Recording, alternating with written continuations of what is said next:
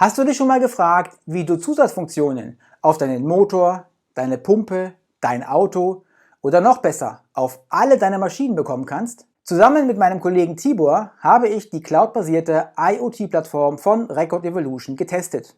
Als spezielle Anwendung haben wir für eine Vakuumpumpe eine maßgeschneiderte App entwickelt, mit der wir jetzt viele Vakuumpumpen gleichzeitig auf der IoT-Plattform überwachen und von der Ferne aus kontrollieren können. In diesem Video zeige ich dir, wie die Pumpe kontrolliert werden kann und was die App leistet, die Tibor auf der IoT-Plattform entwickelt hat. Los geht's! Der Prototyp besteht aus einer Vakuumpumpe. Sie saugt Luft unter einer Glasglocke ab und die Sensordaten werden live im Browser dargestellt. Gemessen werden die Motordrehzahl, die Motortemperatur, die Spannung, der Strom, die Umgebungstemperatur sowie das Vakuum. Als Edge-Gerät haben wir einen Raspberry Pi 4 verwendet, weil er klein und preiswert ist. Edge-Geräte aus dem industriellen Umfeld kann man natürlich auch verwenden. Über das Edge-Device erfolgt die Kommunikation zwischen der Vakuumpumpe und der IoT-Plattform. Dafür muss das Edge-Gerät vorher auf der IoT-Plattform angelegt werden. Wie du das in 5 Minuten erledigst, zeige ich dir in diesem Video. Sobald das Edge-Gerät auf der IoT-Plattform angelegt ist, kannst du deine Apps mit deinen Wunschfunktionen auf dem Edge-Gerät installieren, in meinem Fall die Vakuumpumpen-App. Und das zeige ich dir jetzt.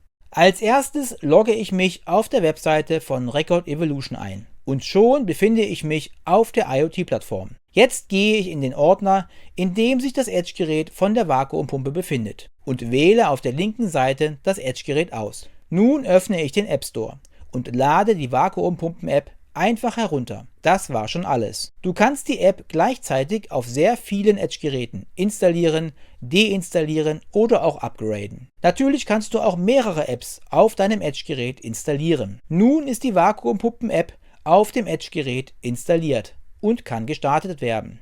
Die App schaltet die Pumpe ein, steuert die Pumpe und sendet die Sensordaten in meinen persönlichen Cloud-Speicher auf der IoT-Plattform. Diese App wurde für einen Pumpendauerlauf entwickelt. Immer im Wechsel wird das Vakuum aufgebaut und anschließend automatisch wieder abgelassen. Über die zentrale Navigation der Plattform gelangt man in das Datenstudio, in dem alle Messdaten der Vakuumpumpe fließen und in eine Infografik im Browser überführt werden können. Und so sieht der Infograph im Browser aus. Die Visualisierung der Daten im Browser hängt natürlich von der Anwendung ab.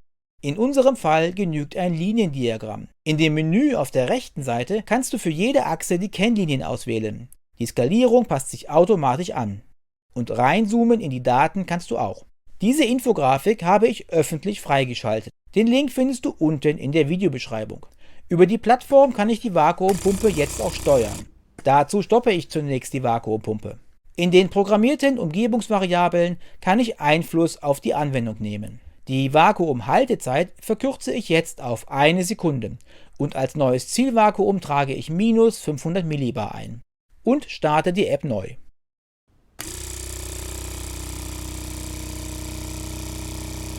Die Infografik im Browser zeigt nun -0,5 bar an und die Haltezeit hat sich auf 1 Sekunde verkürzt.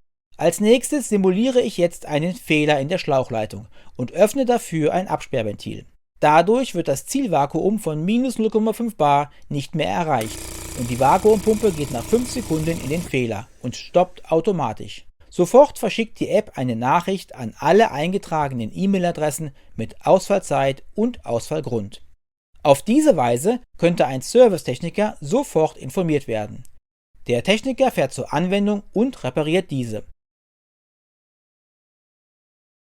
Anschließend scannt er mit seinem Tablet den QR-Code auf dem Edge-Gerät und mit der entsprechenden Berechtigung startet er die App über sein Tablet erneut. Aber wie kommt jetzt eine App in deinen App Store? Die IoT-Plattform stellt eine professionelle Entwicklungsumgebung für die App-Entwicklung zur Verfügung, die du auch mit deinem eigenen GitHub-Repository verknüpfen kannst und aus der du deine Apps direkt an der echten Anwendung testen kannst. So hat Tibor die Vakuumpumpen-App für mich in Ungarn entwickelt und von dort aus an der Vakuumpumpe getestet, die bei mir in Frankfurt am Main stand. Danach hat er die fertige App in meinem App Store der Plattform zum Download hinterlegt. Ich hoffe, ich konnte dir mit diesem Video ein paar Eindrücke und Ideen für deine eigenen IoT-Projekte geben. Wenn du Fragen oder Anmerkungen hast, dann schreibe sie unten in die Kommentare. Und ansonsten vielen Dank für dein Interesse und bis zum nächsten Mal. Ciao!